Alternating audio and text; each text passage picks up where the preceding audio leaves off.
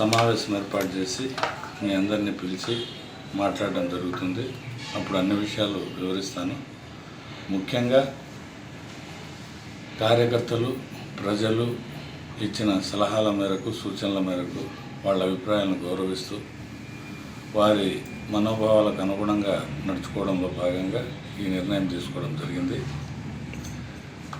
భవిష్యత్తులో ప్రజాస్వామ్య పద్ధతుల్లోనే రాజకీయంగా ప్రజలకు మేలు చేసేదానికి నా చివరి క్షణం వరకు ప్రజల కోసం తోడ్పాటు అందించేదానికి నేను రాజకీయాల్లో కొనసాగుతాను, ప్రజాసేవ చేస్తాను. అది ఏ విధంగా అనేది ప్రజలతో మాట్లాడే వాళ్ళ ఆలోచనలకు అనుగుణంగా నిర్ణయం తీసుకోవడం జరుగుతుంది. మీకు తెలియజేస్తాను. రాజీనామా లేఖను ఎవరికి పంపించినారు, ఎలా పంపించాను, ఎప్పుడు పంపించాను? ఈరోజు ఉదయం పార్టీ జాతీయ అధ్యక్షుడు పంపించాను. ఎందువల్ల తెలుగుదేశం పార్టీ రాజీనామా చేసేసాము?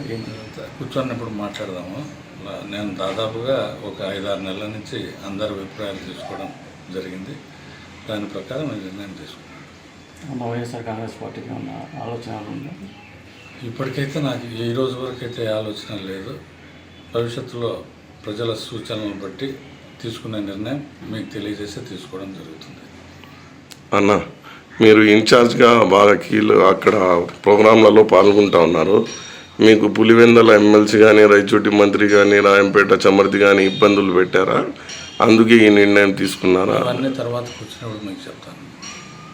ఉన్నారన్నా, నేను దాదాపుగా 5-6 నెలల నుంచి పార్టీ కార్యక్రమాలకు దూరంగా ఉన్నాను. నేను ఈ రాజీనామా నిర్ణయం మా తండ్రి జీవించి ఉన్నప్పుడు కూడా వారితో కూడా చర్చించడం జరిగింది. ఈ రాజీనామాకు వారి అనుమతి కూడా ఉన్నట్లే భావించవచ్చు. పెద్దనకు కూడా చెప్పారు సార్, ముందు ఆల్రెడీ డిస్కషన్ జరిగింది.